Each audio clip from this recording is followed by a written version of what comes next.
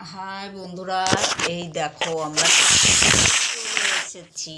দেখো মাসিমণি আছে, আমি আছি, দেখো নিচে এসে বসেছি মাটির মধ্যে।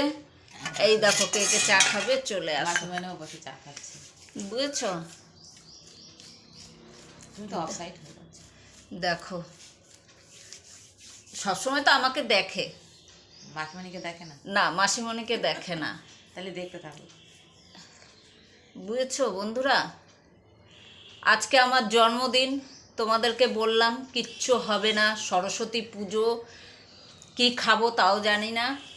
তো কিছুই হলো না। হ্যাঁ, কিচ্ছু হলো না বন্ধুরা। তো যারা যারা তোমরা আমাকে বার্থডে উইশ করেছো তাদের জন্য অনেক অনেক থ্যাংক ইউ। থ্যাংক ইউ বললেও কম হয়ে যাবে। তোমরা যে আমাকে এত ভালোবাসা দিচ্ছ বা এত করছো, তো আমি ঠাকুরের কাছে সব সময় বলবো তোমরা সুস্থ থেকো, ভালো থেকো, আর তোমাদের জন্য সব সময় ভালো হয়, এটা আমি সব সময় তোমাদের জন্য চাইবো।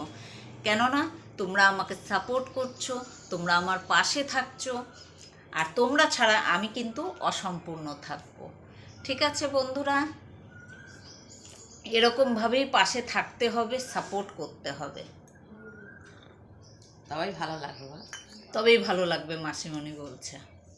আর পাশে না থাকলে মন কিন্তু একদম বিগড়ে যাবে। হ্যাঁ, তোমরা পাশে না থাকলে মন বিগড়ে যাবে। আমি না করি, এটা করে বসি, ঠান্ডা লাগছে। আমার ঠান্ডা লাগে। হ্যাঁ, কারণ বাসি জামা কাপড় ছেড়ে এসে তারপরে করছি। চুলগুলো না কেমন হয়ে গেছে। তো বন্ধুরা, তোমরা আজকে সরস্বতী পুজোয় কোথায় ঘুরতে যাচ্ছ, কি করছো? আমরা তো কোথাও যাব না, আমরা এই চার দেয়ালের মধ্যে বাড়িতেই থাকবো, বুঝেছো? তো তোমরা দেখতে থাকো আজকে আমি সারাদিন কি করি, ঠিক আছে? আর যদি বার্থডের কিছু হয় পরে, সেই ভিডিওটাও আমি ছাড়ব, ঠিক আছে? সেটা চিন্তা ভাবনা করে নিয়ে তারপর, হ্যাঁ। তার আগে তো হচ্ছে না। না, জোগাড় করবে, বুঝেছো? Birthday tata. কিছু আয়োজন করবে।